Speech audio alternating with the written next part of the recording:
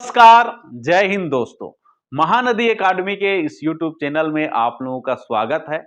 और आज हम संविधान के टॉपिक के अंतर्गत भारतीय नागरिकता अधिनियम 1955 का अध्ययन करने जा रहे हैं। तो चलिए शुरुआत करते हैं। आज का जो टॉपिक है भारतीय नागरिकता अधिनियम 1955। भारतीय नागरिकता 1955 में संसद द्वारा पारित किया गया कानून है, इसलिए इस अधिनियम का नाम है भारतीय अधिनियम 1955। जिनके प्रावधानों के आधार पर किसी भी व्यक्ति को या देश की नई नागरिकता प्रदान की जाती है। इनमें 5 प्रकार की नागरिकता संबंधित प्रावधान दिया है। पहला है किसी व्यक्ति को जन्म के आधार पर नागरिकता प्रदान की जा सकती है। दूसरा है वंश के आधार पर। तीसरा है पंजीकरण के माध्यम से। चौथा है देशीकरण और पांचवा है अर्जित भूमि के आधार पर।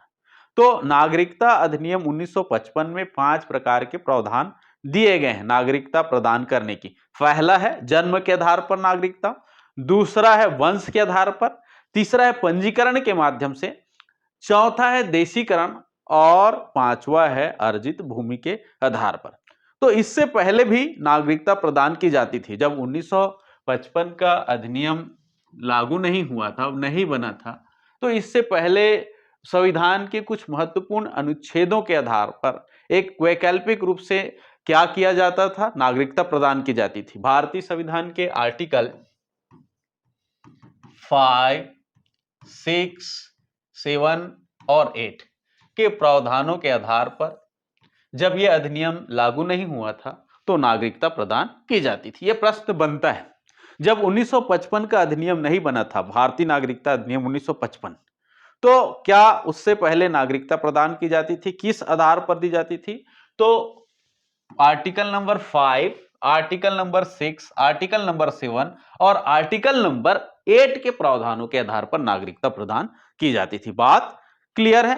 तो हमें पढ़ना किसको है? भारतीय नागरिकता अधिनियम 1955। उसमें कितने प्रकार के प्रावधान हैं? 5 प्रकार के। तो पहला प्रावधान हम देखते हैं जन्म के आधार पर, बाई बर्थ। इसके लिए क्राइटेरिया बनाया गया है 26 जनवरी 1950, जब संविधान लागू हुआ था, या उसके बाद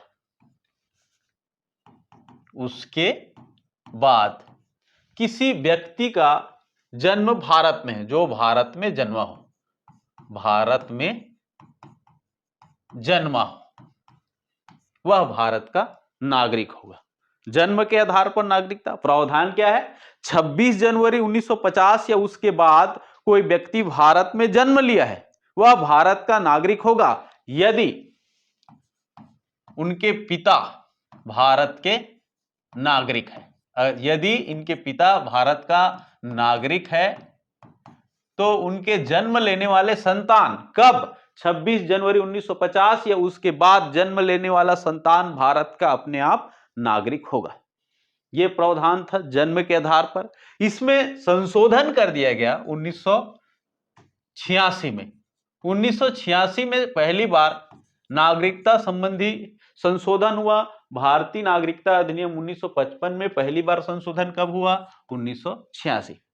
और उसमें प्रावधान दिया केवल पिता ही नहीं, पिता या माता या अभिभावक, पेरेंट्स, ये तीनों में से कोई एक व्यक्ति भारत का नागरिक हो तो उनके जन्म लेने वाले बच्चे क्या होगा? भारत की नागरिक हुई। उसके बाद इसमें 2003 में और प्रावधान जोड़ दिए गए। जब 2003 में पुनः संशोधन हुआ, नागरिकता अधिनियम 1955 में पुनः संशोधन हुआ 2003 में, तो यहां पर स्पष्ट कर दिया गया इनके जो माता पिता जो है अवैध अप्रवासी ना हो। बहुत सारे लोग जो है अप्रवासी लोग जो है अवैध रूप से भारत में घुसपैठ कर गए और यहां बच्चों को जन्म देना चालू कर दिया, तो क्या उसको हम भारत का नागरिक मानेंगे? यहां पर स्पष्ट प्रावधान 2003 में कर दिया गया संशोधित करके, इनके जो माता पिता जो है क्या हो? वैध भारत का नागरिक हो, अवैध रूप से अप्रवासी भारतीय न हो, नहीं तो वो नागरिक नहीं माने जाएंगे। तो स्पष्ट कर दिया गया। तो 2 बार संशोधन हुआ। पहली बार संशोधन हुआ तो माता या पिता या पेरेंट्स कोई भी भारत का नागरिक हो तो उनका जन्म लेने वाला बच्चा भारत का नागरिक होगा। उसके बाद 2003 में और संशोधित कर दिया, उनके जो अभिभावक हैं, माता पिता है, वो अवैध अप्रवासी ना हो, नहीं तो वो भारत का नागरिक नहीं होगी। तो ये है जन्म के आधार पर नागरिकता बाई बर्थ 1955 के अधिनियम। एक बार फिर से देखते हैं, 26 जनवरी 1950 या उसके बाद जन्म लेने वाला जो भारत में जन्मा होगा वह भारत का नागरिक होगा यदि उनका पिता भारत का नागरिक है। मात्र पिता के आधार पर थी पहले, उसको 1986 में संशोधित कर दिया गया। 1955 में केवल पिता लिखा था, 1986 में इसे और आगे बढ़ा दिया, पिता या माता या अभिभावक कोई भारत का नागरिक हो।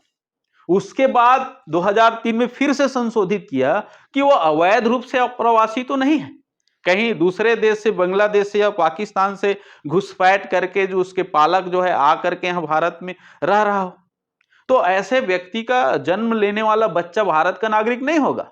केवल जन्म के आधार पर नहीं दे सकता, वैध होना चाहिए, उनके माता पिता या अभिभावक जो है भारत का नागरिक कैसा हो, वैध नागरिकता हो, तभी उनके जन्म लेने वाले ही बच्चे ही भारत का नागरिक होगा। तो ये जन्म के आधार पर। पॉइंट को देखते हैं, वंश के आधार पर नागरिकता। जिस व्यक्ति का जन्म 26 जनवरी 1950 या उसके बाद 10 दिसंबर 1992 से पूर्व भारत से बाहर हुआ हो, अगर उनका पिता उस समय भारत का नागरिक है तो उसे भी भारत का नागरिक माना जाएगा। 26 जनवरी 1950 को या उसके बाद मतलब 10 दिसंबर 1992 से पूर्व भारत का बाहर हुआ है, जन्म भारत से बाहर हुआ है, और जिस समय वह बच्चा जन्म ले रहा है तो उसका पिता अगर उस समय भारत का नागरिक है, पिता क्या हो, भारत का नागरिक है, तो उसे भी भारत का नागरिक माना जाएगा। ऐसे व्यक्ति जिनका जन्म संविधान लागू होने के समय और उसके बाद में कब तक, 10 दिसंबर 1992 तक उनका जन्म भारत से बाहर हुआ है, अगर भारत से बाहर जन्म लेने के समय उनका पिता भारत का नागरिक है तो उसे भी भारत का नागरिक माना जाएगा। यह प्रावधान 1955 के अधिनियम में थी। उसके बाद इसमें 1992 में थोड़ा सा परिवर्तन कर दिया गया। जिस व्यक्ति का जन्म 10 दिसंबर 1992 के बाद भारत में से बाहर हुआ है, जिस व्यक्ति का जन्म 10 दिसंबर 1992 के बाद भारत से बाहर हुआ है, अगर उनके माता या पिता में से कोई एक भारत का नागरिक हो, पहले इनमें क्या था प्रावधान, 1992 से पहले उनका पिता ही भारत का नागरिक होगा तभी उसे भारत का नागरिक माना जाएगा। अब 10 दिसंबर 1992 के बाद यह प्रावधान कर दिया गया कि अगर मान ले जाए कोई बच्चा भारत से बाहर जन्म ले रहा है और जन्म के समय में उसके माता या पिता में से कोई एक व्यक्ति भारत का नागरिक है तो उसे भी भारत का नागरिक माना जाएगा। तो 1992 में क्या प्रावधान जोड़ा गया, माता या पिता। एक बार फिर से देखते हैं वंश के आधार पर, 26 जनवरी 1950 या उसके बाद 10 दिसंबर 1992 से पूर्व जो बच्चा भारत से बाहर जन्म लेता है, अगर जन्म लेने के समय में उसका पिता भारत का नागरिक है तो उसे भी भारत का नागरिक माना जाएगा। उसके बाद 1992 में थोड़ा सा बदलाव किया गया। 10 दिसंबर 1992 के बाद जो भारत के बाहर जन्म ले रहे हैं, अगर जन्म लेने के समय में उसके माता या पिता में से किसी एक व्यक्ति भारत का नागरिक है तो उसे भी भारत का नागरिक माना जाएगा। यह प्रावधान है वंश के आधार पर। अब हम देखते हैं तीसरा पॉइंट, पंजीकरण के आधार पर। तो पंजीकरण किसके लिए होता है, खास करके जो विदेश में रह रहे हैं। एक तो व्यक्ति हो सकता है इसके अंतर्गत भारतीय मूल का व्यक्ति रहा होगा, वह व्यक्ति पंजीकरण के माध्यम से भारतीय नागरिकता। दूसरा पॉइंट है इसके अंतर्गत कोई विदेशी व्यक्ति किसी भारतीय पुरुष या महिला से विवाह कर लेता है तो उनको पंजीकरण के माध्यम से नागरिकता प्रदान की जाती है। जो व्यक्ति पहले भारत का नागरिक रहा या उनके माता पिता भारत के नागरिक रहे होंगे और विदेशों में जाकर के बस गए, अचानक वो भारत में पुनः वापस लौटना चाहते थे, भारत की नागरिकता ग्रहण करने चाहते थे, भारतीय मूल का व्यक्ति है, भारतीय मूल का व्यक्ति, भारतीय मूल का व्यक्ति है और विदेश में रह रहा है और विदेश जाने के बाद वहां की नागरिकता ग्रहण कर लिया, उसके बाद वो पुनः भारत की नागरिकता प्राप्त करना चाह रहे हैं तो उन्हें पंजीकरण करना पड़ेगा। तो पंजीकरण से पूर्व उनको 7 वर्षों तक भारत में आकर रहने की व्यवस्था थी। उसके बाद उसे बाद में बढ़ा दिया गया, 2003 के अधिनियम में 10 वर्ष तक कर दिया गया। तो पहले प्रावधान 7 वर्ष की थी, इसमें पहले चेंज होते गया है, 5 से फिर 7, 7 से फिर 10 वर्ष। तो भारतीय मूल का ऐसा व्यक्ति जो विदेश की नागरिकता ग्रहण कर लिया है और पुनः भारत में आकर के नागरिक बनना चाह रहा है, वो मूल उनका क्या है, भारतीय, तो उनको नागरिकता प्रदान की जाएगी पंजीकरण के माध्यम से। पंजीकरण से पूर्व उन्हें 10 वर्षों के लिए भारत में रहना अनिवार्य कर दी गई। दूसरा पॉइंट है इसके अंतर्गत, कोई विदेशी व्यक्ति किसी भारतीय महिला या पुरुष से, भारतीय महिला या पुरुष से विवाह कर लेता है तो ऐसे व्यक्ति को भारत की नागरिकता पंजीकरण के माध्यम से प्रदान की जाएगी। लेकिन उसको पंजीकरण कराने के लिए कितने वर्षों तक भारत में रहना पड़ेगा, 10 वर्षों तक, 2003 के प्रावधानों के आधार। पहले ये 7 वर्ष थे, उसे बाद में इसे कितने वर्षों के लिए बढ़ा दिया गया, 10 वर्ष तक उस व्यक्ति को भारत में आकर रहना पड़ेगा। पंजीकरण करने वाला व्यक्ति को कितने वर्षों तक भारत में आकर रहना पड़ेगा, 10 वर्षों के रहने के बाद ही उनको नागरिकता प्रदान की जाएगी। तो इसमें 2 प्रकार की व्यवस्था है। भारतीय मूल का व्यक्ति भारत से बाहर रह रहा है, अगर उनको पुनः भारत की नागरिकता प्राप्त करनी है तो पंजीकरण कराना पड़ेगा। तो पंजीकरण कराने के लिए उसको कितने वर्षों तक भारत में रहना पड़ेगा, 10 वर्षों तक रहना पड़ेगा। अगर कोई विदेशी व्यक्ति है, भारतीय व्यक्ति से विवाह कर लेता है, अगर किसी महिला से विवाह कर लेता है या पुरुष से विवाह कर लेता है, उसके बाद उसको भारत की नागरिकता चाहिए, तो भारत की नागरिकता चाहिए तो उनको कितने वर्षों तक रहना पड़ेगा, 2003 के प्रावधानों के आधार पर 10 वर्षों तक। किस आधार पर उनको नागरिकता प्रदान की जाएगी, पंजीकरण के, रजिस्ट्रेशन के, सक्षम अधिकारी के सामने उसको क्या करना पड़ेगा, रजिस्ट्रेशन करवाना पड़ेगा, तभी उनको नागरिकता प्रदान की जाएगी। उसके बाद है देशीकरण के आधार पर नागरिकता। देशीकरण के आधार पर नागरिकता विदेशी व्यक्ति को प्रदान की जाती है। सबसे पहला व्यक्ति देशीकरण किसका होगा भाई, जो विदेशी है, फॉरेनर व्यक्ति है, कोई भारत के बाहर का दूसरे देश का नागरिक है, उसको अगर भारत की नागरिकता चाहिए तो उनसे संबंधित प्रावधान को हम क्या कहेंगे, देशीकरण, बाई नेशनलिज्म। समझ में आ रहा है। तो इसके लिए कुछ क्राइटेरिया दिया गया है, किसका देशीकरण होगा भैया, तो सबसे पहले अपने देश का नागरिकता त्याग करना पड़ेगा। जिस देश की नागरिकता ग्रहण किया है उसको त्याग करना पड़ेगा, क्योंकि भारत में दोहरी नागरिकता की व्यवस्था नहीं है, सिंगल सिटीजनशिप है, पहली बात है। ठीक है, 2 देशों के एक साथ आपको नागरिकता भी प्रदान नहीं की जा सकती। समझ में आ रहा है। तो अपने देश की नागरिकता उसको क्या करना पड़ेगा, त्याग करना पड़ेगा।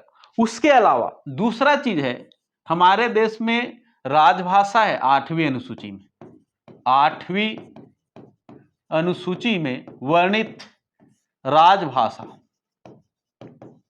कितने हैं, 22 भाषा। तो इस 22 भाषा में से किसी एक भाषा का ज्ञान होना चाहिए। ज्ञान का मतलब है उसमें पढ़ लिख सके या बोल सके। समझ में आ रहा है। 8वीं अनुसूची से संबंधित भाषा का उनको ज्ञान होना चाहिए, पढ़ना लिखना आना चाहिए। ऐसे व्यक्ति को भारत की नागरिकता प्रदान की जाएगी। या फिर आजकल विशेष व्यवस्था है, कला विज्ञान साहित्य के क्षेत्र में उत्कृष्ट योग्यता रखने वाला व्यक्ति अगर भारत की नागरिकता चाहता है तो उनको देशीकरण के आधार पर नागरिकता प्रदान की जाएगी। जैसे कुछ गायक हैं पाकिस्तान वगैरह से, अनान स्वामी, उनको भारत की नागरिकता चाहिए था तो वो भारत में आकर के अपने उत्कृष्ट, अपन कला के क्षेत्र में उत्कृष्ट गायक है, तो गायकी के आधार पर वो धीरे धीरे वो भारत में रहने लगे और देशीकरण के माध्यम से उसे 10 वर्षों के बाद नागरिकता प्रदान की जाएगी। तो देशीकरण के लिए जो क्राइटेरिया है, ठीक है भैया, आपको 8वीं अनुसूची का भाषा का ज्ञान है, आपको विज्ञान कला और साहित्य के क्षेत्र में अच्छा खासा नॉलेज है, विशेष व्यक्ति हो, पर्सन हो, कोई खिलाड़ी हो, तो आपका आपको देश की नागरिकता प्रदान की जाएगी, लेकिन क्या तुरंत आने पर तुरंत नागरिकता मिल जाएगी? नहीं, इसके लिए क्राइटेरिया है कि आपको 10 वर्षों तक भारत में रहना पड़ेगा। क्राइटेरिया कितना है? 10 वर्ष का। एक बार फिर से देखते हैं, वह व्यक्ति जो विदेश में विदेशी है, अपने देश की नागरिकता को उसको सबसे पहले त्याग करना पड़ेगा। दूसरा चीज है, 8वीं अनुसूची में जो 22 भाषा है उनमें वो पढ़ लिख उनका ज्ञान रखता हो, पढ़ना लिखना जानता हो, ऐसे व्यक्ति को भारत की नागरिकता प्रदान की जाएगी। आजकल विशेष व्यवस्था यह भी है कि विज्ञान, साहित्य, कला के क्षेत्र में उत्कृष्ट प्रदर्शन करने वाला व्यक्ति है, ऐसे व्यक्ति को देशीकरण के माध्यम से नागरिकता प्रदान की जाएगी। तो नागरिकता प्राप्त करने के लिए उसको कम से कम कितने वर्षों तक भारत में रहना पड़ेगा? 10 वर्षों तक भारत में रहना पड़ेगा। तो ये हो गया देशीकरण के आधार पर नागरिकता। अगला पॉइंट हम देखते हैं, भूमि अधिग्रहण के आधार पर नागरिकता। अगर भारत सरकार या भारतीय संघ जो है किसी दूसरे देश की भूमि या जो स्वतंत्र देश है या भारतीय संघ से अलग है, ऐसे भूमि का अधिग्रहण कर लेता है, तो वहां पर रहने वाला व्यक्ति स्वतः भारत का नागरिक माना जाएगा। जैसे बहुत सारे देशों को हमने आजादी के बाद अधिग्रहण किया है। एक है पौंडीचेरी, अभी उसका नाम पुडुचेरी हो चुका है। तो पुडुचेरी जो है पहले फ्रांसीसियों के अधीन थी। फ्रांसीसियों ने 1954 में इसे भारत को सौंपा। हमने भारत में कब मिलाया पांडिचेरी को? 1954 में अधिग्रहण किया। तो पांडिचेरी 1954 में अधिग्रहण होने के बाद यह क्षेत्र भारतीय संघ में शामिल हो गया। अब भारतीय संघ में शामिल हो गया तो यहां पर रहने वाले जो व्यक्ति है वो भी भारत के निवासी हो गए। 1962 में हमने गोवा है, दमन एंड दीव है, दमन एवं दीव, उसको 1962 में भारत संघ में शामिल किया। भारत ने उसे क्या किया? पुर्तगालियों से मुक्त कराया, और पुर्तगालियों से मुक्त करने के बाद यह जो क्षेत्र है भारतीय संघ में शामिल हो गई।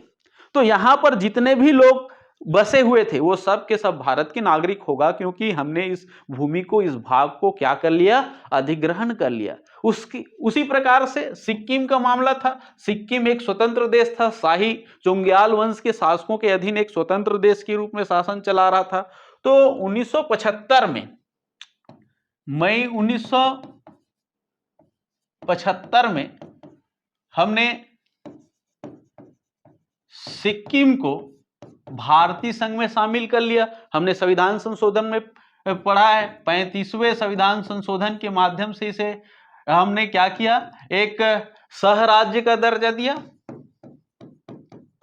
और 36वें संविधान संशोधन के माध्यम से इसे पूर्ण राज्य की दर्जा प्रदान की। तो इस प्रकार से सिक्किम भी देश का भूमि अधिग्रहण के माध्यम से क्या हुआ? हिस्सा बना, भारतीय संघ में शामिल हुआ। तो जितने भी यहाँ पर लोग बसे होंगे वह सब के सब भारतीय नागरिक होंगे। इसी प्रकार से 2015 में भारत और बांग्लादेश के बीच, भारत एवं बांग्लादेश के बीच भूमि आदान प्रदान चला, गांवों का ट्रांसफर हुआ। समझ में आ रहा है? बांग्लादेश को हमने 111 गांव प्रदान किए और उसके बदले में हमको 51 गांव प्राप्त हुए। तो जितने भूमि का हमने अधिग्रहण किया, भारत में शामिल किया, तो वह क्षेत्र का व्यक्ति अपने आप में स्वतः क्या हो जाएगा? भारत का नागरिक हो जाएगी। तो यह है 1955 के प्रावधान, जिसके आधार पर नागरिकता प्रदान की जाती है। अंतिम बिंदु देखते हैं इस टॉपिक का, नागरिकता की समाप्ति। नागरिकता की समाप्ति, किसी व्यक्ति की नागरिकता किस आधार पर समाप्त की जा सकती है? इसके अंतर्गत पहला बिंदु है स्वेच्छा से त्याग करने पर। कोई व्यक्ति अपनी नागरिकता स्वेच्छा से अगर त्याग कर रहा है, अपनी मर्जी से छोड़ रहा है, तो उसकी नागरिकता समाप्त मानी जाएगी। समझ में आ रहा है? स्वेच्छा से कोई व्यक्ति अपनी देश की नागरिकता त्याग कर रहा है तो उसकी नागरिकता समाप्त मानी जाएगी। दूसरा पॉइंट है बर्खास्त करने पर। बर्खास्त करने पर किसको बर्खास्त करेंगे? इसके पीछे कारण होता है। अगर वह व्यक्ति दूसरे देश की नागरिकता ग्रहण कर लेता है, दूसरे देश की नागरिकता ग्रहण कर लेता है तो उसे बर्खास्त कर दिया जाता है, उसे नागरिकता से बर्खास्त कर दिया जाता है। यह नियम भारत जब युद्ध कर रहा है, युद्ध की स्थिति में, तो लागू नहीं होगा, लागू नहीं होगा। युद्ध कर रहा है उस समय यह लागू नहीं होगा, युद्ध के समय में लागू नहीं होगी। तीसरा पॉइंट है वंचित किए जाने पर। ठीक, तो वंचित किस आधार पर किया जाता है? पहला पॉइंट है कोई फर्जी तरीका से नागरिकता ग्रहण कर लिए है, फर्जी तरीके से नागरिकता प्राप्त किया है। दूसरा पॉइंट है संविधान का अपमान किया है। ठीक, संविधान का अपमान किया है। तीसरा है शत्रु की मदद किया है, युद्ध के समय में जो शत्रु देश है उसको मदद पहुंचाया है, राष्ट्र विरोधी काम किया है, तो उनकी भी नागरिकता समाप्त की जा सकती। चौथा पॉइंट है जिस व्यक्ति को देशीकरण या पंजीकरण के माध्यम से, देशीकरण या पंजीकरण के माध्यम से नागरिकता प्राप्त हुआ है और ये व्यक्ति विदेश में जी शुरुआत में 5 वर्षों के भीतर अगर विदेश में दो वर्षों की सजा हो गई, इसको 2 वर्षों तक किसी अपराध में इनको कैद हो गया है, तो इनकी नागरिकता समाप्त किया जा सकता है। जिस व्यक्ति ने पंजीकरण के माध्यम से या देशीकरण के माध्यम से नागरिकता प्राप्त किया है और ऐसे व्यक्ति विदेश में जाकर के 2 वर्षों तक सजा प्राप्त कर लेता है, तो उनकी नागरिकता क्या हो जाएगी? समाप्त हो जाएगी। पांचवा जो है बगैर सूचना के कोई भारतीय नागरिक विदेश में 7 से अधिक वर्षों तक रह रहा है, बगैर सूचना के कोई व्यक्ति भारत को छोड़ करके बाहर कितने वर्षों से रह रहा है? 7 वर्षों से अधिक समय तक रह रहा है, तो उनकी नागरिकता समाप्त माना जाएगा। तो यह है नागरिकता समाप्ति की जो प्रावधान है। पहला है स्वेच्छा से, जो व्यक्ति अपनी नागरिकता स्वेच्छा से त्याग कर दिया है उनकी नागरिकता समाप्त मानी जाएगी। दूसरा पॉइंट है बर्खास्त करने पर, जो दूसरे देश की नागरिकता ग्रहण कर लिया उनको बर्खास्त कर दी जाएगी। तीसरा पॉइंट है वंचित करने पर, तो वंचित के अंतर्गत कई पॉइंट है, फर्जी तरीका से नागरिकता ग्रहण किया है, संविधान का अपमान किया है, शत्रु का मदद किया है, विदेशी शत्रु जो हमारे शत्रु है, युद्ध चल रहा है, उनकी मदद पहुंचा रहा है, तो उसकी नागरिकता समाप्त। देशीकरण और पंजीकरण के माध्यम से जो नागरिकता प्राप्त है, ऐसा व्यक्ति अगर भारत से बाहर चले गए, उनको 2 वर्षों के लिए किसी अपराध में कैद हो गई, तो उनकी नागरिकता समाप्ति माना जाएगा। पांचवा है कुछ ऐसे व्यक्ति हैं जो बगैर सूचना के 7 वर्षों से अधिक विदेश में रह रहे हैं, सरकार को इनकी कोई सूचना नहीं दिया है, तो उनकी भी नागरिकता समाप्त हो जाएगी। तो ये हुआ नागरिकता संबंधित प्रावधान और आज का टॉपिक हम यहीं पर समाप्त करते हैं। जय हिंद, जय भारत।